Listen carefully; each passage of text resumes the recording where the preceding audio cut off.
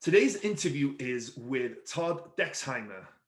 Todd's a great guy who's actually a former school teacher turned real estate investor. And Todd started out knowing that he wanted to invest in apartments in multifamily, but had a limiting belief and didn't believe that he could do it initially. So he started out with single family homes, duplexes, triplexes, quads, the smaller stuff, and built quite a sizable portfolio for himself. But eventually he got to the point where he had a conversation with someone and realized that he could invest in multifamily and that he could do it now. So he started in 2017 and has built a portfolio of over 900 units with a lot more under contract currently. So a really cool talk. He talks about some of the mistakes he made early on, some lessons learned, and a lot of great information shared on this one. So stick around for all of that. Hello and welcome to Wrestling with Real Estate, where we look to chokeslam all your real estate problems. I'm your host, former WWE wrestler and now Cirque du Soleil performer, and of course, multifamily real estate investor, Barri Griffiths. Now today we're joined by Todd Dexheimer. Hey Todd, how you doing, man? Good. Thanks for having me on. Yeah, my pleasure, man. Excited to have you on and excited to jump into today's conversation. But before we do so, do you want to give people an idea of your background and kind of what you've been up to? I love your intro, by the way. That's the coolest intro ever. So, Thank you. I love it.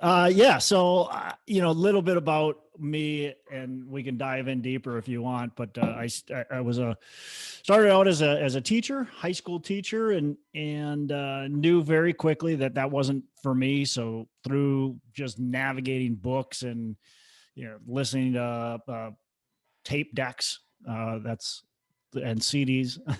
They didn't have Audible and podcasts at that time, but just kind of like, the entrepreneur spirit was in me and it spoke to me, and real estate made a lot of sense. So I started down that real estate journey. I'd done remodeling construction every summer to put myself through college. And as a teacher, you don't make a lot of money. So to continue to make real income, I was doing remodeling construction on the side and in the summers.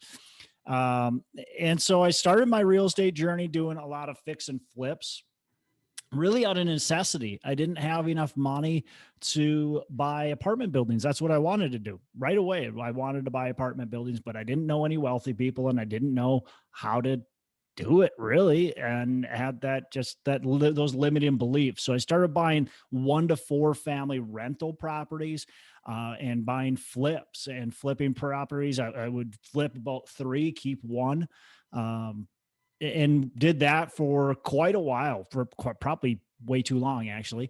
Did about 150 flips, had right around 100 units of 1 to 4 family and small, like 15 unit. I flipped a ski resort. I flipped a mobile home park.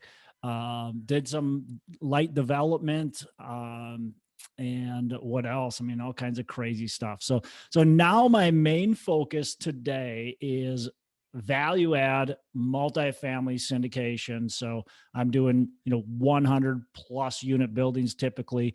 And I'm what I would call an impact investor. So we do definitely want good returns on our investment, but first and foremost, we're looking at how can we positively impact the community and the residents that are going to be living in our apartments.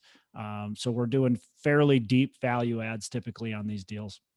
And then fairly recently, I started investing in a senior assisted living and kind of a similar model. It's very mom and pop, and a lot of times not run very nice for the residents. So we're trying to take that same type of mindset, really give these residents a great place to live instead of to die, and create systems and processes so it's no longer mom and pop.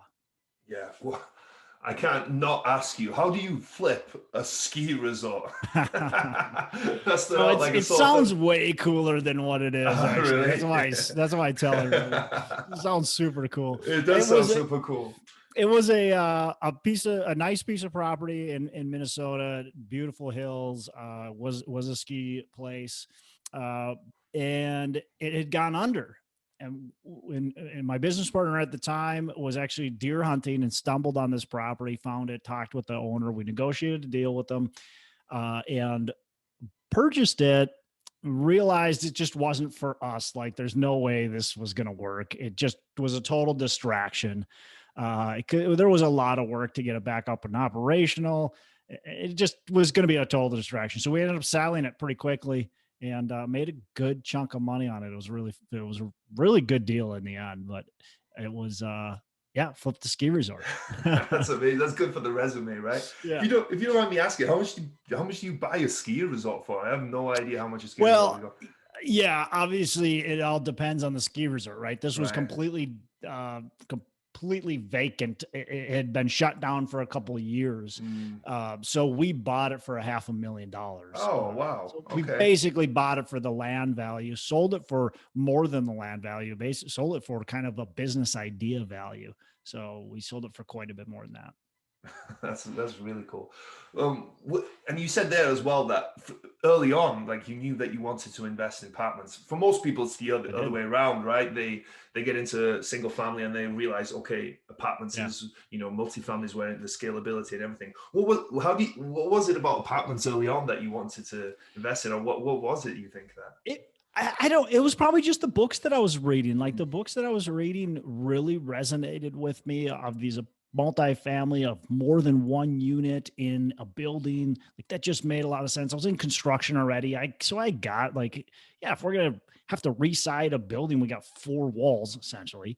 Right. And so a house, if I got to reside that versus, a 10 unit building. Well, the 10 units can take me a little bit more because it's a little bit bigger, but it's not going to take me 10 times more money. Same thing with the roof, same thing with, all the systems and components. I'm going, that makes so much more sense. Why wouldn't I have 10 people, 100 people, in one area versus kind of spread all over the city? So right away, it just made so much sense to me. I just couldn't figure out in my brain how to even do it. I was so small-minded, or such a small mindset that I just couldn't fathom like buying this big apartment building. So I started small. Yeah, but then to build a portfolio of 100 units between 1, 2, and 3, 4 plexes, and also to do 150 flips, right? You know what you're doing pretty well at that point, right? You're pretty successful. Why not at that point just consolidate what you had? And I'm sure, I can't imagine that you were struggling for money too much. You were probably, not that I'm saying you're uber wealthy, but you were doing pretty well for yourself, I'm guessing. Why then transition into apartments? Why not just concentrate on what you had at that point? How boring would that be? True. It sounds boring. It sounds awful to me, right? I don't know. It just, first of all, I wanted a new challenge. Second of all, my goal is to do more than just what's good for me. I want to try to make an impact in this world. And I think me making an impact means I'm doing what I'm good at. That means I can, help a lot more people. So by me playing small, that doesn't really get me going, right? That doesn't get me excited. That doesn't get my goals accomplished. It doesn't help me help a lot of people by me playing small. Could I have, taken it easy, sold everything, or just collected the cash flow and let it be? Trust me, I thought about it. Like there's plenty of times where that went through my brain. Like, look, I could be my own handyman. Like I'm good at all that stuff. I could be the handyman. I could work 10 hours a week and the rest of the time do whatever I want. But that just didn't get me excited in the end of the day. And what was it that eventually got you to that mindset shift? And like you said, you had that initial limiting belief, I think, which a lot of people have. I think the majority of people have that limiting belief. Was there something in particular that made that mindset shift, or was it just the continuous action of having that success with what you were doing and the belief then that you could do something bigger?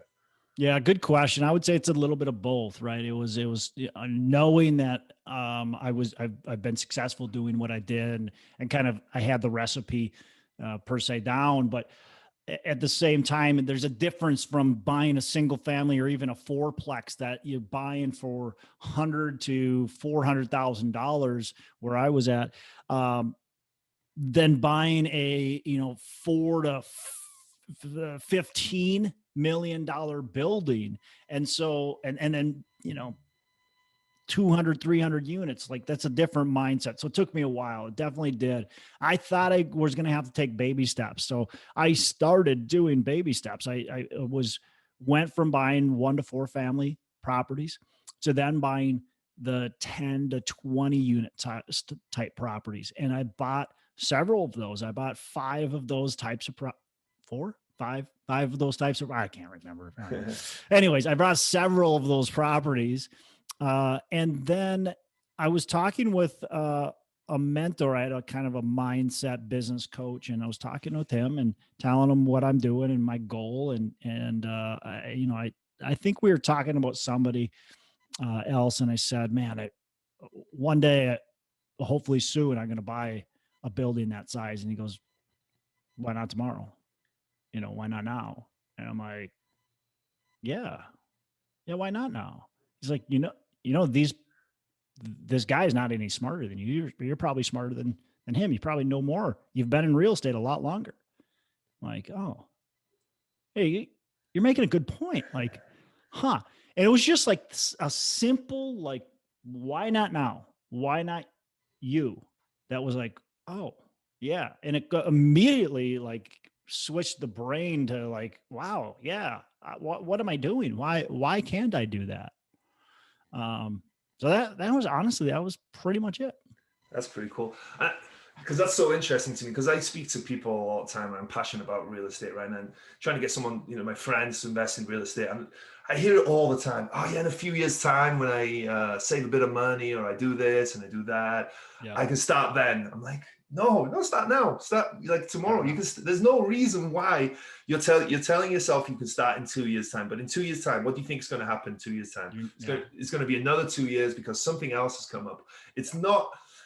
The real reason is you're either scared, or there's a limiting belief, or there's something blocking you from doing it right now, right? Because we can all do it now, right? It's just more of a mindset shift that we need. And it's cool that someone was able to kind of have that shift, help you get that shift, right? I'm very happy that you have, right? What did you end up doing with your portfolio at that point? Did you start selling it off, or do you still have that along with your? Yeah. So I've been slowly selling some things off. I still have a decent amount of that 1 to 20 unit portfolio. But yeah, I've sold quite a few properties off. I'm actually selling one tomorrow, a duplex tomorrow. I've sold, this year I sold a 20 unit building. So, yes, I'm selling some, I'm keeping some. There's a few properties, quite frankly, I really like, and I'm probably going to keep them, and those will pay for my kids' college. So I don't have a desire to sell them all, but keep a couple that I really like, keep them the few that are performing extremely well, and kind of sell the rest here and there. Yeah. And let me ask you this, and that small stuff, is it harder to manage than the bigger stuff that you have? Is it more of a pain in the backside to manage, or is it not too bad? We've got some pretty good systems down, but sometimes still, yes, it can be a pain, because as much as I'd like to say we got the systems down, there's still a lot of hiccups involved. So I still have to be involved. It's not like I'm completely hands off. Now at the same time with the multifamily, I'm not completely hands off either. I'm flying to the properties that are out of state, which most of them are. I'm having weekly conversations with the property management company or more. Contractors, all that kind of stuff. So yeah, there's definitely a lot of work still in the multifamily, but yeah, it's it's never as passive as people portray it to be, right? That's for sure. Unless you're a limited partner. Well, that's what I was going to say. If you want to be passive, invest as a limited partner. And if you have to be a passive investor, if you take control, if you take the reins, if you want that control, I don't care. A lot of people are like, oh, I'm going to do turnkey because it's passive. That's not passive. Yeah. Like you still have the property, you own it, and you have to be responsible for it. So yeah, for sure. Yeah. It's always funny when they say passive income, right? Right. The only passive income is if you're actually a passive investor. So what was your, so from there, what was your first deal that you did as a larger deal? Was it a syndication? Was it a joint venture? Did you do it by yourself? Yeah, syndication. Did it. I was the only GP on the deal. Wow. I did an 84 unit building, so that was my next step up. And then right after that, or not right after that, a couple months after, the 6 months after that or so, I did a 120 unit building. So wow, so it was kind of back to back as the only GP on them. Wow. Okay. So yeah, talk to a little bit of that, because obviously I interview a lot of people, and everyone always talks about partnership, and they always have strategic partners that fills in their weaknesses, right? Because we all have. Maybe you don't. Maybe this is the key. Maybe I'm perfect. Exactly. You don't have any weaknesses, so you don't need any partners. Yeah. But some people are analytical. Some people are more better at investor relations, that type of stuff.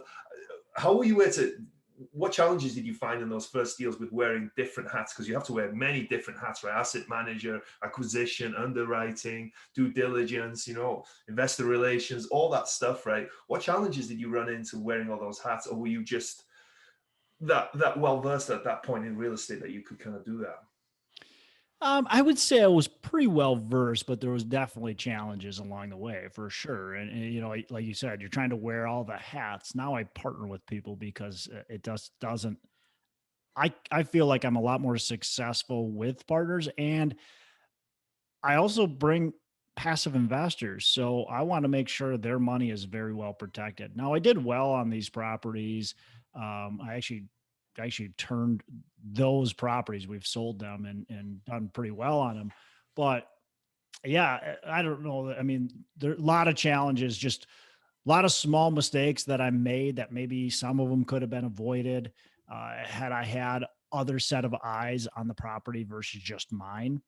I feel like I did good at everything, but not great. Right. And had I had good partnerships or at least one other set of eyes, I think we could have done great. So, what would you rather be, good or great? Right. I would rather be great. And so now I look at, okay, who can I bring on the team so I can be great? Yeah, but it's quite the accomplishment to do that many deals by yourself. Like how many that many units, right? Because the good, that's 200 units close enough, right, between the two deals. So that's quite the accomplishment to do all that by yourself. You must have been nonstop, I'm guessing, like working nonstop. It was those were challenging deals too. They weren't just like your quick turns. I mean, they were challenging, a lot of work, and so I busted my butt on them. What was challenging about them? Maybe tell us a little bit about them. Well, they're just old. They needed big renovations, especially the very first one I purchased, the first bigger one I purchased. We were putting over 10,000 a unit renovations. We had to do all new roofs. We had to do, all new windows. Just a lot of stuff. We had plumbing issues the whole time. There was just so many little things. I fired the property management company, had to hire a new one. So just so many little things and some that I probably couldn't have avoided, like you just wouldn't have known, but some I definitely could have potentially avoided.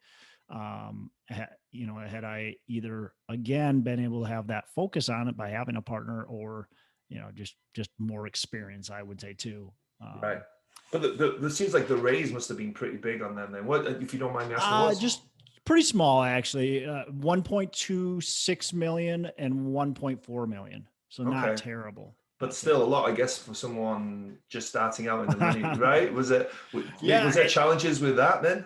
Well, see, here's two things. First, yes, there was challenges for sure, especially on the first one, because I just assumed like anybody who said they had some money to invest was going to invest. Yeah. That's how it works, right? Yeah. That's how it works. Yeah. But the good thing is how I ran my business prior to this with the flipping and these 1 to 4 families is I would always bring in private money. Now they wouldn't necessarily, like the 1 to 4 family rentals, they wouldn't be partners with me, but I would I would buy them, I would renovate them, and then I'd refinance them. Well, I'd pay the investor off at the refinance.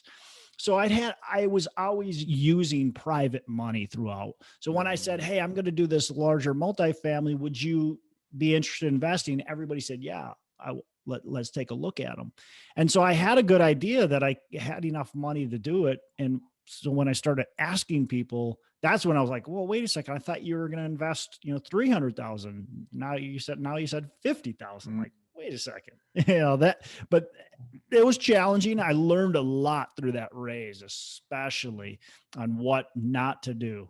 And what to do. It was definitely interesting. Like I said, I just took that approach where everybody was going to invest that told me they were going to invest. I just figured they would. Why wouldn't they? What did you learn about what not to do and what to do then? Well, I mean, what not to do, of course, is just to make assumptions. Like you have to take your whole list. So I presented the deal to my investors and just like, all of a sudden I'm sitting here. I just presented the deal to the guys and gals who invested with me in the past. And all of a sudden I'm sitting here and I got like 900K and I still have this, and maybe not even 900K, 800K. And I still got like this big, space. And I'm going, how am I going to fill this? Like I thought these people were going to invest. So now I'm like calling up people individually. So I didn't have any approach to it. I was just like randomly calling people to say, hey, I got this deal when you want to invest in it. I didn't have a whole deal package together. I didn't do a webinar presentation, nothing like that. So now I do, a professional presentation to all my investors so they can see what's going on. I will offer it to investors first, certain investors first sometimes, but I'm doing a whole, you got to be professional about it. You've got to set up a nice slide deck. You've got to make it so it's like just easy for people to see and understand and not assume that they're going to invest in your deal just because of you. I mean, obviously you want to build that relationship, but having a good professional presentation and then follow through with these investors is huge too.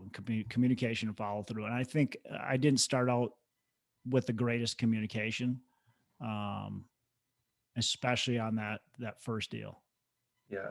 And you said something there that you were going through a lot, reaching out to a lot of people that funded your fix and flips, right? Well, on a fix and flip, a lot of times I'm guessing these people are getting 2 or 3 points up front, maybe 12%, 10 to 12%, maybe as things go on, they get better terms. So do you think they were good people to invest in multifamily, whereas they're getting their money back maybe in 6 months or maybe even shorter on these flips and they're getting a higher return? And so do you think those same type of people are good investors for multifamily, or do you think it depends? I think it probably all depends on how you set expectations up. I set expectations up for them to understand it. So I sat down and met with most or all of them and said, this is what I'm doing. This is how the returns are coming in. Are you interested in it? And they were, and I didn't do points up front or anything like that when I was doing the fix and flip. So okay.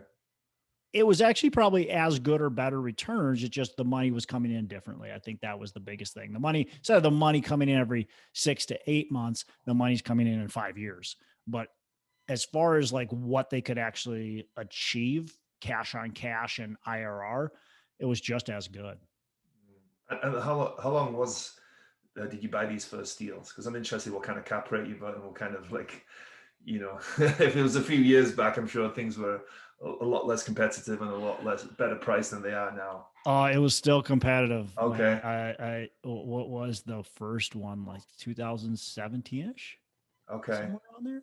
Okay.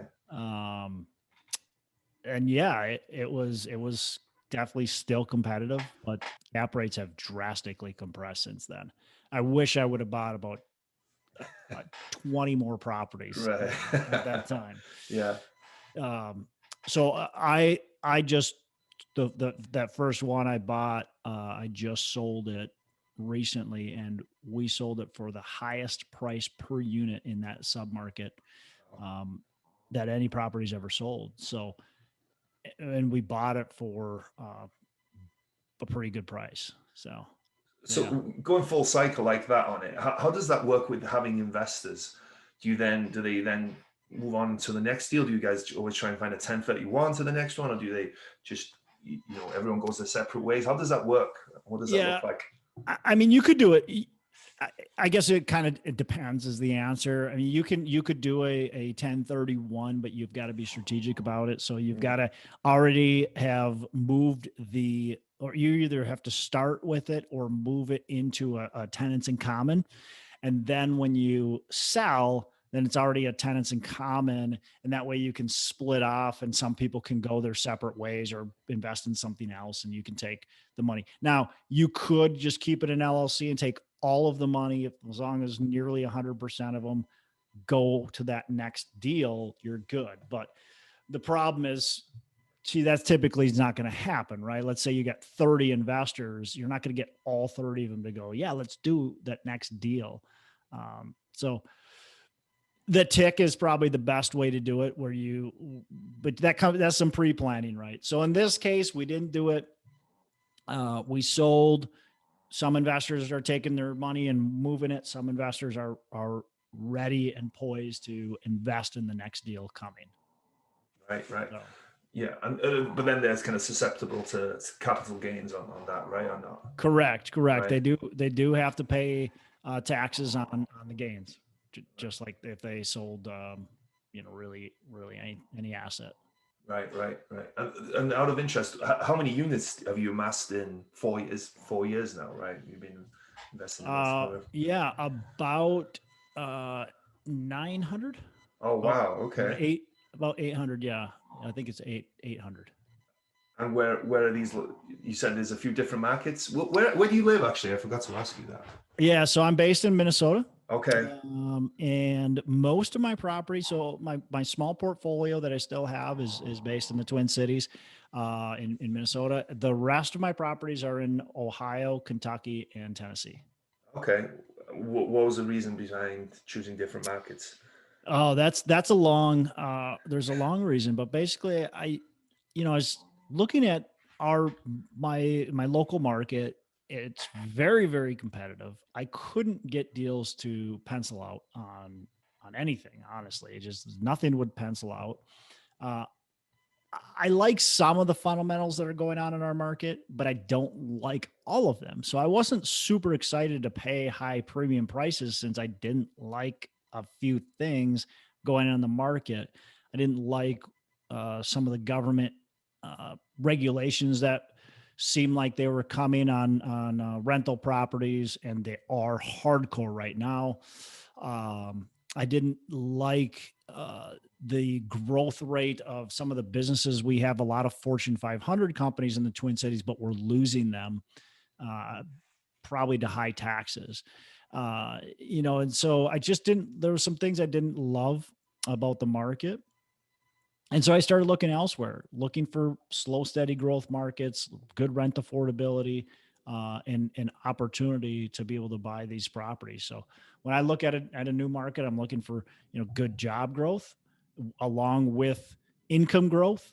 I'm looking for population growth, and of course, where that is and what kind of, I guess, not what kind of population growth, but what kind of job growth. Back to the job growth. Like, I don't want just factory jobs, for instance. I want a mix of jobs. I want upper management, middle management. I want the whole thing. So an Amazon distribution center doesn't get me super excited. That's jobs. We like it, but I'm not going to go, wow, you got an Amazon, I'm going to invest there. That doesn't do much. But so I'm looking for that. I'm looking for good government that's actually doing government economic planning and stimulus and trying to create jobs, trying to bring companies in, luring companies in. Obviously, I want a tax and a landlord friendly place. And then I want good, did I say rent affordability, good rent affordability and an opportunity to purchase. So that's where these markets came in. Very cool. You touched on it a little bit earlier, but as we're wrapping up, I want to ask you a little bit more about the assisted living facilities that you've kind of started investing in, and kind of, what brought that on, and what opportunity do you see there in that niche? Yeah, what's funny is this is the power of just being out there and being a thought leader and just being open to opportunity. I've liked that industry for a long time. I've thought about going in and buying properties in that industry, but I didn't know enough about it to step out and do it. Again, probably a limiting belief, just being too scared to do it, but also trying to be wise about my money and other people's money too. So a gentleman I've known for a long time approached me, had this deal that he got under contract, an assisted living deal. And I kind of was semi interested, but not super excited about it until I really dove into it. And so we've partnered together now. He's more of the operations, the day to day. So one of the biggest ways to be successful or not successful in assisted living is managing the business aspect. And so he's really good at building teams, managing the business, getting people to buy into the systems and to buy into the, the core beliefs. And so that's kind of his job. And so we bought that we bought the buildings, the assisted living buildings, and we're continuing to buy and continue to grow that model. I really love it. I love what's going on in the industry as far as the demographics. And when our average client is 82 years old, that comes into one of our buildings. And right now, the oldest of the baby boomers are 75. That means they're going to be coming into and they're already seeing them, but they're going to be coming into our buildings at a rapid pace in a few years.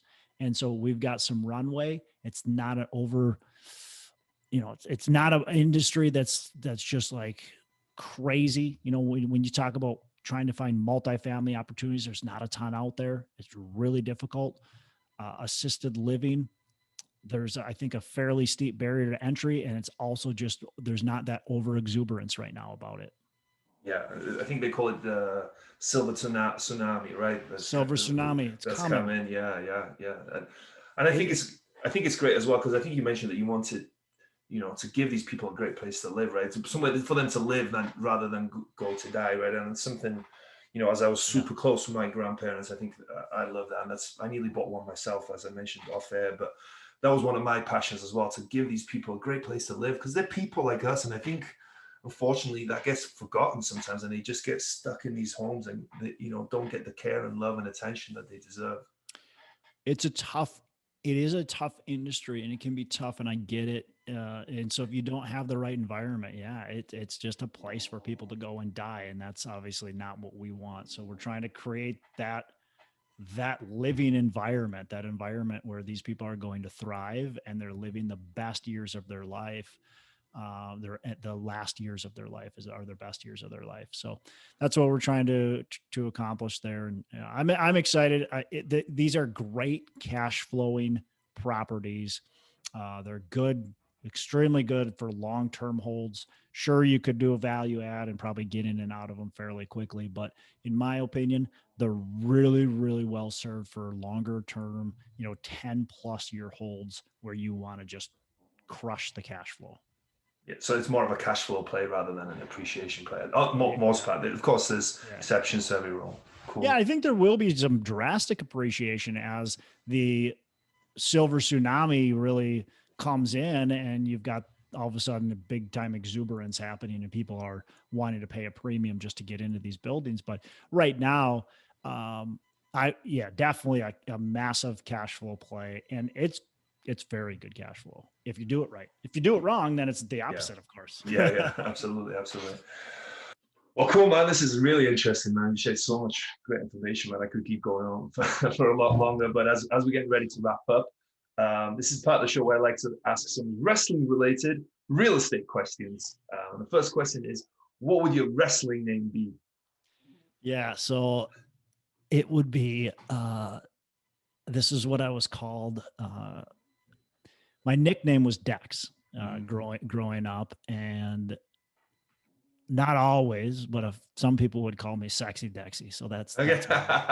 Sexy Dexy. I love that. That's Sexy Dexy. I can see you wearing some flashy like ring gear and coming into some sexy music. That's awesome. That's awesome. Every wrestler has a special move. What is your special move in real estate? Special move. What is your strength? What is your biggest strength, essentially? I would say my tenacity, just my never give up. I'm going to push forward. I'm going to do it. I'm not going to take no for an answer. I'm going to figure out how to get it done. And yeah, I think that's probably it. Cool. What's been the biggest body slam you've taken in your real estate career? Well, I lost $70K on a deal because I didn't hire and have good legal work done. Oh, wow. And so, yeah, I lost a big chunk of money on a flip that I already flipped. I actually pre-sold it and then didn't have a very strong contract and ended up losing a bunch of money. So use attorneys, for crying out loud. Use attorneys when they're needed. Like, don't try to, go to the internet and have your internet attorney, that pre-fills out these forms in this little, there's a couple of sites that do that for you. And that's what I did. And it was like, and some of it wasn't even contracts. Like, it was just like a handshake deal because I trust people. So it's good to trust people. I like trusting people, but until you get taken advantage of, then you start to realize, okay, not everybody is honest and ethical like you think they are. So use attorneys. Yeah, I had that problem. You always hear the trust but verify. I would do the trust part, but I would forget to do the verify part a lot of times. But you live and you learn. I mean, look, I could have hired an attorney, would have cost me, maybe $2,000. So I was too cheap to pay $2,000 for an attorney. Instead, I paid $70,000. Ouch. I'm sorry that happened, man. So was there a moment that you were standing on the top rope, getting ready to jump, but you were too scared? What was it, and how did you overcome it?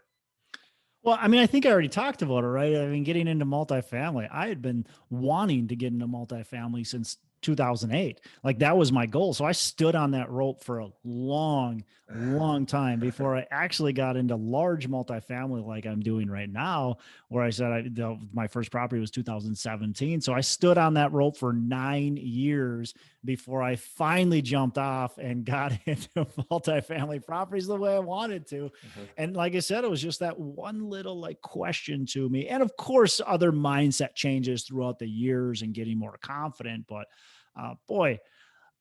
it probably was smart that I stood there for a little while, right? And did some single families and got some confidence, but look, you got to jump sooner than later. And I took way too long to stare at my opponent and before I jumped.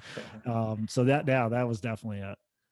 But you definitely jumped, and you definitely finally, and you've done awesome, right? And it's I wouldn't take necessarily anything back. I would just try to tighten that time frame a little bit. Interesting.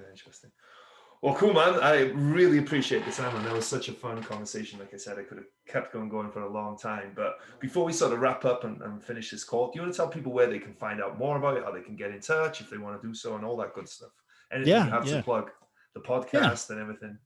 Yeah, I've got a podcast, Pillars of Wealth Creation. You can find it where you find this. So listen to, of course, this one first, and then after you're done with that, come to Pillars of Wealth. There's some good information in there. So I'd love people to go there. Of course, I've got my real estate syndication. So anybody that wants a conversation about what does it look like to invest with our company, whether it's the senior assisted living or the multifamily or maybe both, I'd be happy to, of course, have a conversation with anybody for that. So they can go to venturedproperties.com. That's venturedproperties.com.